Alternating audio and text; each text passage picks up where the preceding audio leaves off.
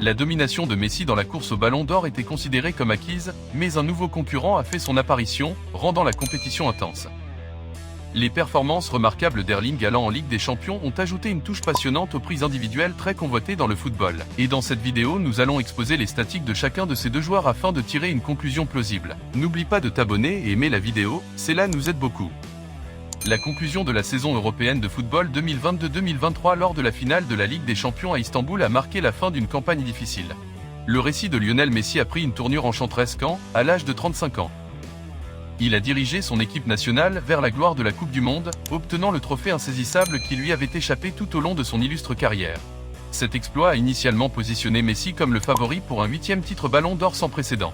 Cependant, l'héroïsme de Haaland dans l'équipe exceptionnelle de Manchester City a créé une compétition intrigante pour la prestigieuse distinction. Regardons les statistiques de ces deux joueurs afin de tirer ça au clair.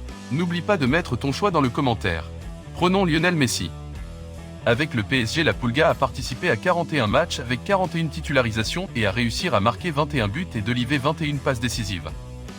Avec l'Argentine, il a participé à 7 matchs avec 7 titularisations et a réussi à marquer 7 buts et délivrer 3 passes décisives durant la Coupe du Monde. Léo Messi a récolté cette saison 3 trophées individuels de World's Best Player, World's Best Playmaker et World's Best International Goal Scorer. Auteur de 16 passes décisives cette saison en Ligue 1, Lionel Messi est sacré meilleur passeur du championnat de France à l'issue de cette 2022 à 2023. Pour cette saison, la Pulga a remporté 2 trophées collectifs d'où la Coupe du Monde et la Ligue 1, ce qui lui place dans les grands favoris du Ballon d'Or. Prenons Erling Haaland. Avec Man City, Haaland a participé à 53 matchs avec 50 titularisations et a réussi à marquer 52 buts et délivrer 9 passes décisives. Avec la Norvège, il a participé à 14 matchs avec 12 titularisations et a réussi à marquer 14 buts et délivrer une passe décisive durant toute la saison. Haaland compte cette saison comme trophée individuel, footballeur de l'année 2023 décerné par la Football Writers Association, avec plus de 80% des voix. Auteur de 52 buts en Première Ligue, Haaland est sacré meilleur buteur du championnat anglais à l'issue de cette saison 2022 à 2023.